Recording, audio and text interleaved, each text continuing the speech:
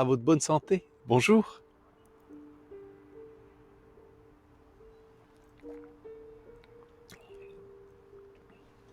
À votre bonne santé, tout d'abord avec tout ce que nous vivons aujourd'hui, parce qu'il faut se la souhaiter, cette bonne santé. Et puis santé aussi un petit peu pour moi, parce qu'il y a 10 ans, j'ai eu la grâce d'être ordonné diacre, et environ 7 mois plus tard, une autre grâce d'être ordonné prêtre. Alors c'est l'occasion de fêter, c'est l'occasion de faire des bilans aussi. Il y a bien entendu, comme temps de vie, des hauts et des bas, des moments où on est un petit peu au fond du trou, des moments où on rebondit, des moments où on se dit mais est-ce que l'humanité est encore en phase, est encore un tant soit peu réceptive à la parole de Dieu, ou est-ce que l'humanité s'est égarée? Et je crois qu'il ne faut pas faire des catégories, il faut faire des tendances. Il faut dire voilà, nous vivons des périodes où nous avons tendance à. Mais le danger est de mettre tout le monde dans le même sac et lorsque ça va mal, de dire voilà, tout est fichu, tout ne va plus, tout est biaisé.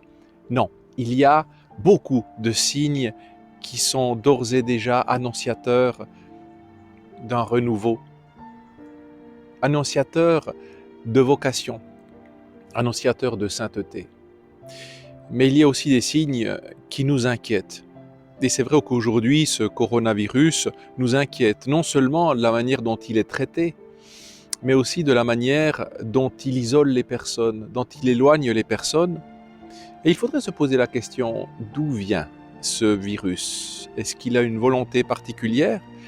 Est-ce que c'est une composition humaine? Est-ce qu'il vient de nulle part? Est-ce qu'il y a une finalité?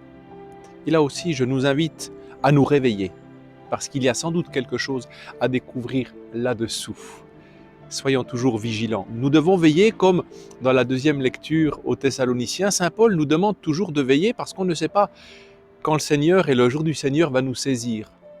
Il va même un peu provoquer son auditoire en disant qu'il va nous saisir tel un voleur dans la nuit qui vient nous dérober alors que nous avons baissé la garde, alors que nous dormons. Et je crois qu'aujourd'hui, parfois, nous sommes véritablement endormis au niveau spirituel et existentiel parce que nous avons le nez dans le guidon, nous sommes affairés à un tas de choses, des choses très humaines, et c'est le spirituel qui souvent passe aux oubliettes.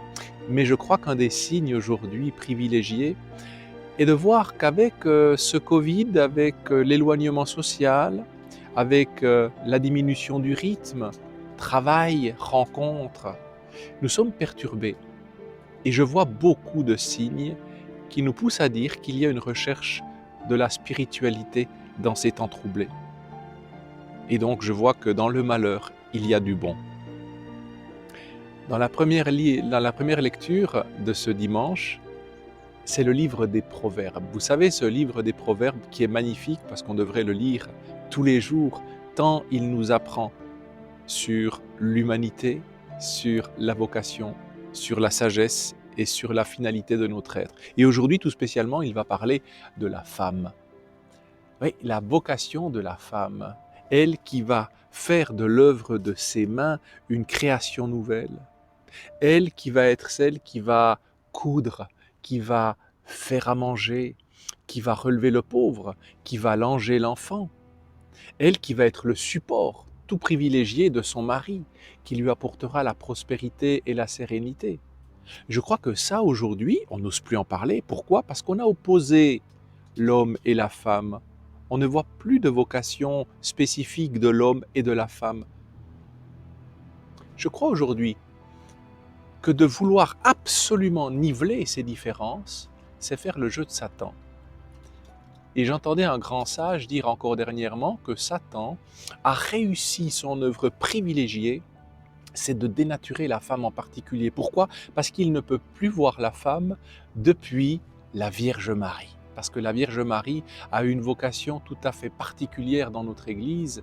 Et donc, s'il arrive à casser l'image de la femme, Satan est heureux.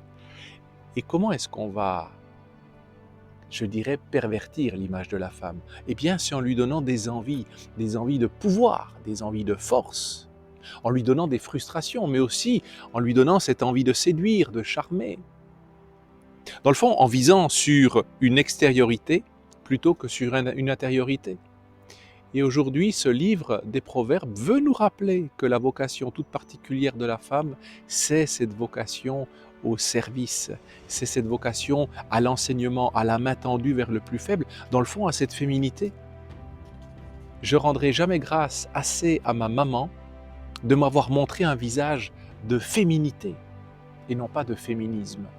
Parce que je crois aujourd'hui que le féminisme est autant à bannir que le machisme dans nos églises tout particulièrement, ou même notre magistère parfois ne sait plus où taper de la tête pour commencer de mettre sur le même pied d'égalité, sur le même pied d'appel et de vocation, l'homme et la femme.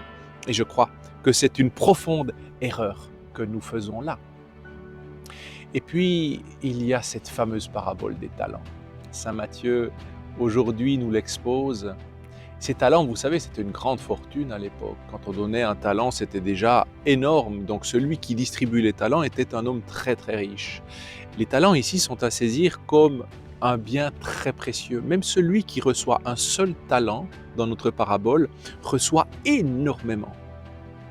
Alors qu'on pourrait dire, oui mais tiens, on le fait des disparités, un en reçoit 5, un en reçoit 1, donc il y a une iniquité. En fait, regardez la finalité de notre parabole des talents.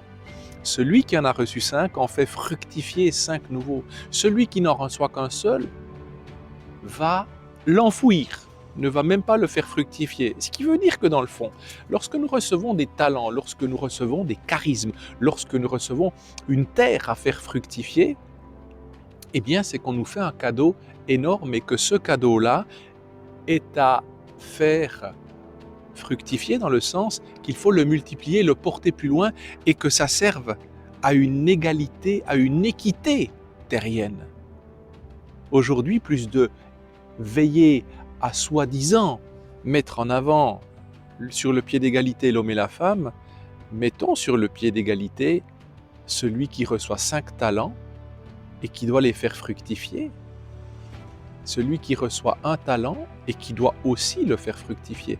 Donc mettons sur le même pied d'égalité le pauvre et le riche qui doivent, eux, véritablement faire fructifier leur talent pour le bien de tous.